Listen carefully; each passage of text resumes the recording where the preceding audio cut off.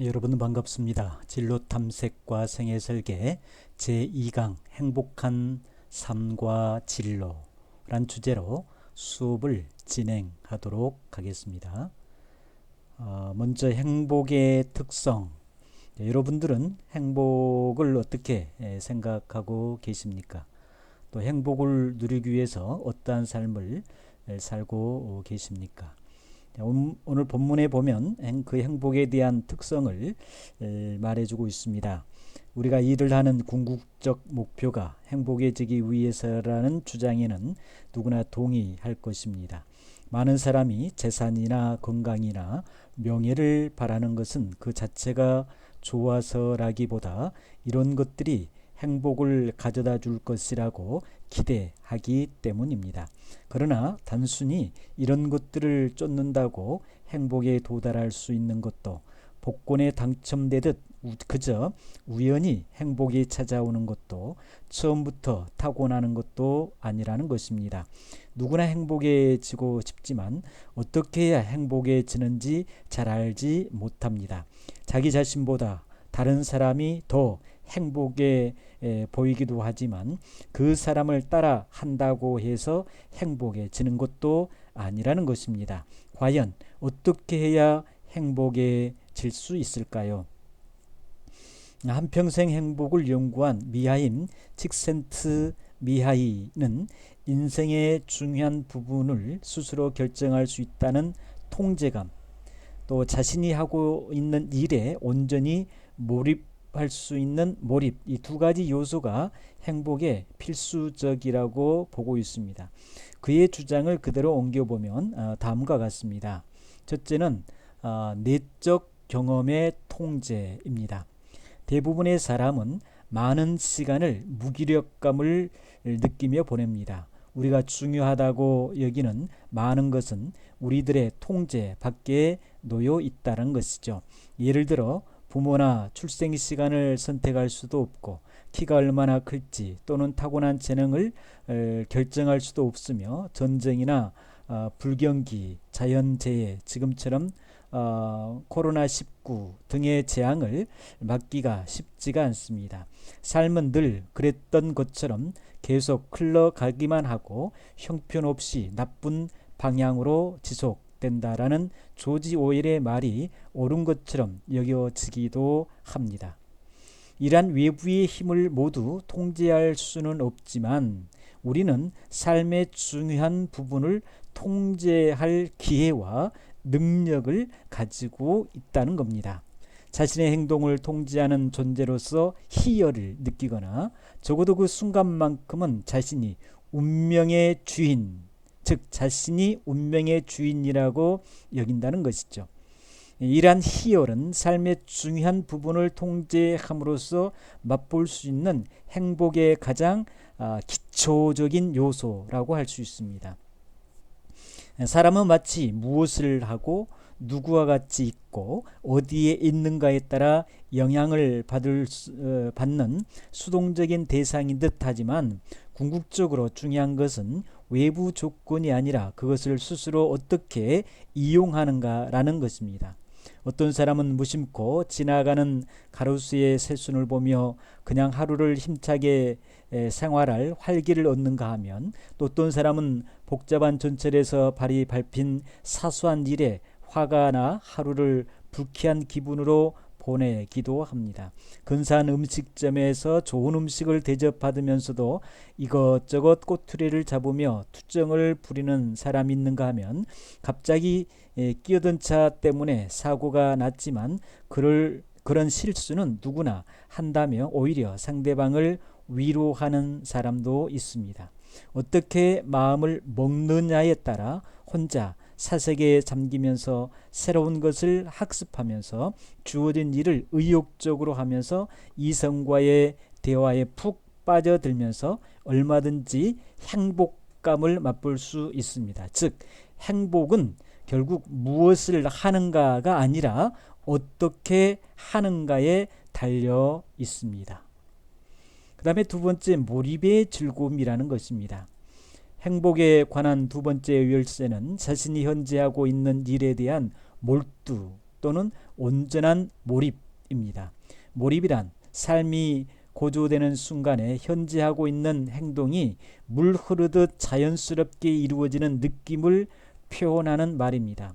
적절한 대응을 요구하는 일련의 목표가 앞에 있을 때 몰입할 가능성이 높습니다. 바둑, 축구, 컴퓨터 게임 등을 할 때 몰입하기 쉬운 이유가 목표와 규칙이 명확히 설정되어 있어 무엇을 어떻게 해야 하는지 고민하지 않고 참여할 수 있기 때문입니다. 몰입 활동의 또 다른 특징은 피드백 효과가 빨리 나타난다라는 것입니다. 몰입 활동은 작업이 얼마나 순조롭게 이루어지는지를 말해주고 있습니다. 직장에서든 집에서든 우리는 단서가 주어지지 않으면 지금 하는 일이 잘 되는지 못 되는지 모른 채로 한참을 지낼 때가 많지만 몰입 상태에서는 대체로 그것을 알 수 있다는 것이죠. 목표가 명확하고 활동 결과가 바로 나타나면 정신을 체계적으로 집중할 수가 있습니다. 몰입은 모든 정신 에너지를 요구하므로 몰입 상태에 빠진 사람은 그 일에 완전히 몰두하게 됩니다. 잡념이나 불필요한 감정이 끼어들 여지를 티끌만큼 허용하지 않는다라는 것입니다. 사람들은 화초 가꾸기, 볼링, 요리 등 무엇이든 간에 자기가 좋아하는 일을 할 때 몰입을 경험합니다. 또한 운전할 때, 친구들과 이야기를 나눌 때, 직장에서 자신의 일을 하고 있을 때도 자주 몰입을 경험합니다. 그러나 TV를 보거나 그냥 휴식을 취할 때처럼 수동적으로 임하는 여가 활동에서는 좀처럼 몰입을 경험하지 못합니다. 명확한 목표가 주어져 있고 활동의 효과를 곧바로 확인할 수 있으며 과제의 난이도와 실력이 알맞는 균형을 이루고 있다면 어떤 활동에서도 몰입을 맛보면서 삶의 질을 끌어올릴 수 있습니다. 확실히 통제와 몰입은 모두 자신의 내면에서 일어난다고 보여집니다. 이러한 특성들은 자신의 삶을 규정짓는 사건이나 경험을 해석하거나 이해하는 개인적인 방식에서 비롯된다라고 볼 수 있습니다.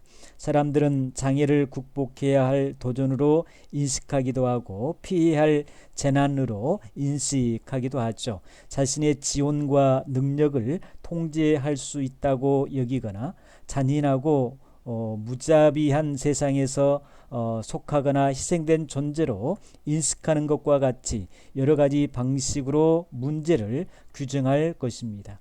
인생에서 경험은 단지 외부 사건에 의해 형성되는 것이 아닙니다. 그보다 개인이 그 사건을 어떻게 해석하고 이해하는가, 직면한 상황, 기회, 도전에 어떤 의미를 부여하는가에 달려 있습니다.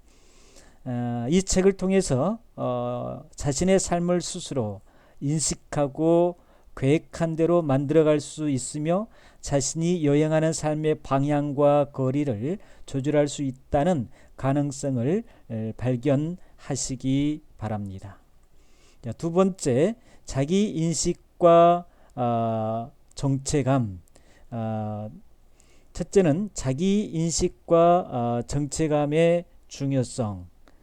우리는 매일 겪는 주변의 사건이 어떤 의미인지에 대해 어떤 목소리를 듣게 되는데 그것은 무의식 속에 저장된 메시지와 같다라는 것입니다. 그러나 이런 많은 메시지는 어릴 때 부모나 교사 그리고 권위적인 타인들이 만든 것으로 자신을 세우는 데 도움이 되기보다는 그들의 세계관에 나를 묶어두게 된다는 것이죠. 때때로 이 메시지들은 우리의 정체성을 규정해버리기도 하고 우리가 누구인지 운명 지어졌다라고 생각하게 합니다. 그러나 누구도 외부에서 들어온 목소리로 자신을 가둔 채 살아가는 것을 원치 않습니다. 자신이 누구인지 모른 채 타인들의 목소리로 자신의 규정되어 가는 것을 원하는 사람은 없다라는 것이죠. 누구나 하나의 온전한 성인으로 살아가면서 자신의 경험과 욕구 및 재능을 통해 내면 세계를 보며 명확한 정체감을 갖고 싶어 합니다. 정체감은 다른 것과는 구별되는 자신만의 독특하고 특별한 것들로 이루어집니다. 다른 사람이 규정한 내가 아닌 진정한 내가 누구인지에 대해 자신을 들여다보는 용기를 갖게 되기를 바랍니다. 이것을 통해 여러분이 원하는 곳을 향해 여행의 방향을 선택하고 그 거리를 자유롭게 조절할 자유를 얻게 될 것입니다. 두 번째는 변화를 통한 정체감 발달. 자신의 정체감을 분명하게 하기 어려운 이유 중 하나는 사람은 누구나 환경과 더불어 끊임없이 변화하기 때문입니다. 우리는 자신과 주위 변화를 적극적으로 받아들이고 내면을 새롭게 바꾸어 나아가야 합니다. 이를 위해 삶, 경험, 발달 단계 속에서 자기 내부의 목소리에 귀를 기울이는 것이 효과적입니다. 정체감의 정립은 자신을 이해하는 것에서 시작됩니다. 먼저 자신을 이해하기 위해서는 인간 발달의 일반적인 과정을 이해하는 것이 필요합니다. 삶의 중요한 방향 전환을 가져오는 다양한 사건과 변화가 생애 주기 속에 있기 때문입니다. 이러한 변화는 자신과 세계에 대한 기본 가정을 바꾸어 놓습니다. 일상생활 속에서 생각하고 느끼고 행동하는 방식에 일치하는 방향으로 자신에 대한 인식 내용을 변화시켜 나아가는 것입니다. 결국 발달적 변화와 사건들은 자신이 누구인지의 개념을 변화시킵니다. 대부분의 사람은 살아가는 동안 겪게 되는 변화에 대응해 나가는 과정에서 환경과의 조화를 깨뜨리지 않으려고 노력합니다. 적당한 성과와 최소한의 휴식이라는 익숙한 방법으로 발달 과정의 문제를 다룹니다. 때로는 어떤 변화가 발달상의 위기를 초래하기도 하는데 이 발달상의 위기는 한 개인의 삶을 혼란스럽게 만듭니다. 이러한 위기로 인해 강한 스트레스를 느끼게 되고 심지어 고통을 느끼기도 합니다. 그러나 이런 이 위기는 실제로 더 성장하기 위한 전환점이거나 기회일 수도 있습니다. 발달적 위기를 해결하고 더 앞으로 나아가는 것이 바로 자기 실현의 과정이 되는 것입니다. 즉 자신의 무한한 잠재력을 실행하는 과정이라고 할 수 있습니다. 따라서 발달적 위기를 피하려고 하기보다는 이를 해결하고 발전의 계기로 삼아야 하며 이 과정을 통해 자신이 누구인지에 대한 내면의 정체감을 새롭게 만들어 나아가야 합니다. 세 번째, 위기 극복을 통한 정체감 재정립. 발달적 위기는 예측할 수 있는 위기와 예측할 수 없는 위기, 이 둘로 구분하게 됩니다. 예측할 수 있는 위기는 생애 주기를 이동함으로써 직면하게 되는 피할 수 없는 변화들입니다. 예를 들어서 다음과 같은 위기들을 생애 주기에 따라 경험하게 되죠. 졸업을 앞둔 어떤 여대생은 결혼과 대학원 진학을 병행하는 것이 가능한지에 대한 걱정을 합니다. 이제 막 대학을 졸업한 청년들은 치열한 취업 대열에 합류하고 대학원 입시에서 불합격한 졸업 예정자들은 실망할 것입니다. 어떤 어머니는 내일 입대하는 막내 아들의 뒷모습을 걱정스럽게 지켜보게 됩니다. 어느 교사는 은퇴 연령이 들어서면서 점점 더 두려움을 느끼게 됩니다. 그러나 이와는 달리 전혀 예측할 수 없는 위기들이 있다라는 것입니다. 어떤 상황들은 쉽게 예측하고 준비하기 어려운 것들이 있습니다. 예를 들어 보면 어떤 대학생은 집안의 갑작스러운 경제적 위기로 어쩔 수 없이 휴학을 하게 됩니다. 사고로 갑자기 부모님을 잃을 수도 있습니다. 프로농구 선수가 부상으로 더 이상 선수 생활을 할 수 없게 됩니다. 20년 동안 일했던 회사에서 갑자기 해고당한 중견 간부가 구인 광고를 찾아 나서는 경우도 있습니다. 이처럼 예측 가능한 위기와 예측 불가능한 위기를 어떻게 극복하게 되는가? 위기의 출발은 그렇게 드라마틱하지 않을 때도 있습니다.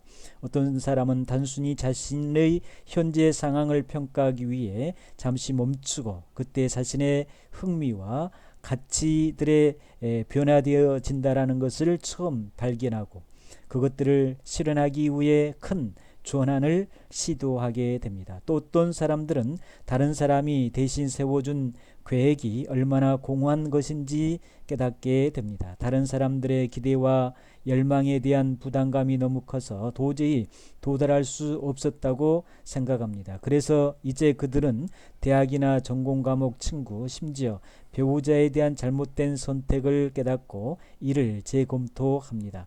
어떤 사람들에게는 성공과 성취가 곧 새로운 도전이 되기도 합니다. 이들은 리더십과 책임감을 요구하는 지위로 올라가지만 막상 거기에 도달하자 충분히 준비되지 않았다고 느끼게 됩니다. 또한 이들은 심지어 자신의 가치관에 대한 재평가와 자신의 정체성에 대한 재검토를 하게 될지도 모릅니다.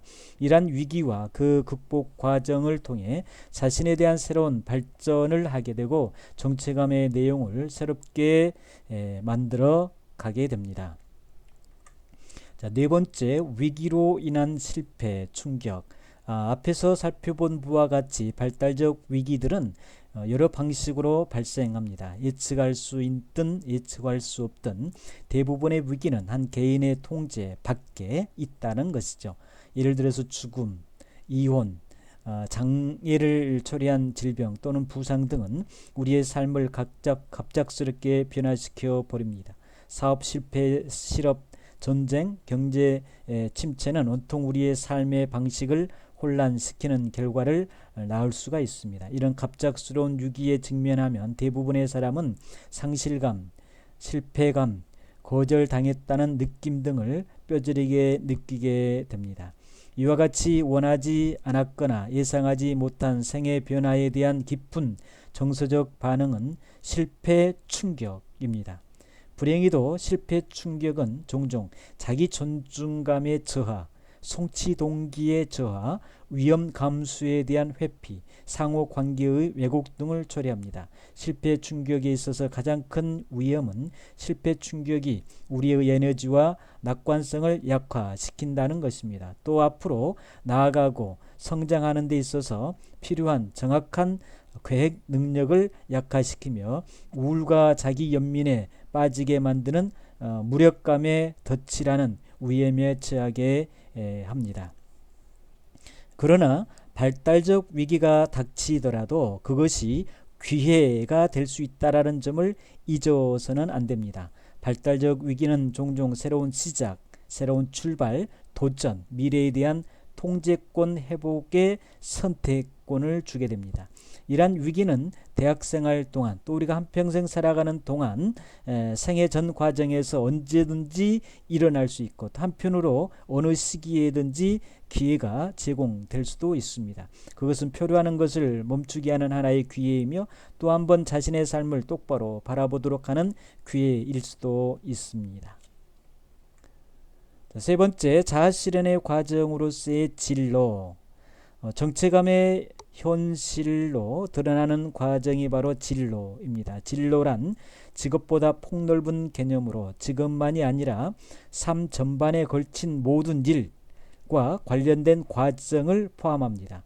진로라는 개념의 핵심적인 내용은 앞으로 더 나아가고 더 나아가는 것이라는 겁니다. 따라서 정적이고 관념적이보다는 역동적이라고 할 수 있겠죠. 사람들은 수년에 걸쳐 어떤 진로를 적극적으로 추구하고 거기에 종사하는데 그 과정에서 다양한 직무와 주기를 수행하게 됩니다. 진로는 이 과정에서 일어나는 일과 여과, 개인 발달, 가족에 대한 헌신 등을 모두 포함합니다. 첫 번째로 개인의 진로 유형을 살펴보도록 하겠습니다. 진로는 자신을 세상에 드러내는 과정으로 기본적으로 심리적이라고 할 수 있습니다. 진로를 더 활기 있게 하는 요인은 개인적인 욕구, 포부, 동기 등의 심리적인 요인이라는 것이죠. 사람들은 다양한 이유로 특정한 시간에 특정한 일을 하게 됩니다. 진로를 선택할 때 임금, 시간, 일하는 조건, 기회를 포함하여 많은 요인들을 고려하지만 그 양상이 자신의 정체성과 생활 양식에 관련되기 때문에 자신의 고유한 진로 유형을 추구하게 됩니다. 이러한 개인의 진로 유형은 기본적으로 성격의 산물입니다. 그리고 개인의 생활 양식처럼 복잡하고 다양합니다. 따라서 모든 개인에게 적용되는 표준적이거나 바람직한 진로 유형이란 없다라는 것이죠. 지금까지 전형적이라고 여겨왔던 진로 유형, 즉 고등학교를 졸업하고 보다 더 높은 전문적인 교육을 받기 위해 대학에 진학하고 그에 맞는 직업을 선택하며 정해진 경로를 통해 높은 지위로 올라가는 직선적 과정의 진로 유형은 끊임없이 변화하는 시대의 지금의 세계에서는 오히려 비전형적일 수 있습니다. 오늘날 우리는 끊임없이 확장되는 기회, 발전하는 기술, 변화하는 사회적 관습, 다른 큰 영향력 등이 존재하는 세계에 살아가고 있습니다. 수많은 사람은 자기들이 고등학교를 다닐 때는 존재하지도 않았거나 몇 년 전까지 부적절하다고 여겨졌거나 한 번도 손길이 미치지 않았던 일에 종사하고 있습니다. 그러므로 진로 또는 생애 설계란 삶의 구조와 의미를 부여하는 모든 역할과 관계를 아우르는 생활 양식을 구축하거나 그것을 향해 나아가는 데 쓰는 수단이라는 말입니다. 그것은 글자 그대로 내 삶의 주인 되기라는 얘기입니다. 다시 말하면 진로 또는 생애 설계에 있어서 가장 큰 핵심이 뭐냐면 내 인생에 있어서 삶은 내 삶의 주인이 바로 나다라는 것이죠. 그래서 가장 나다운 것을 찾아가는 과정이 바로 생애 설계의 과정이 되어야 합니다. 그 다음에 진로 실현자입니다.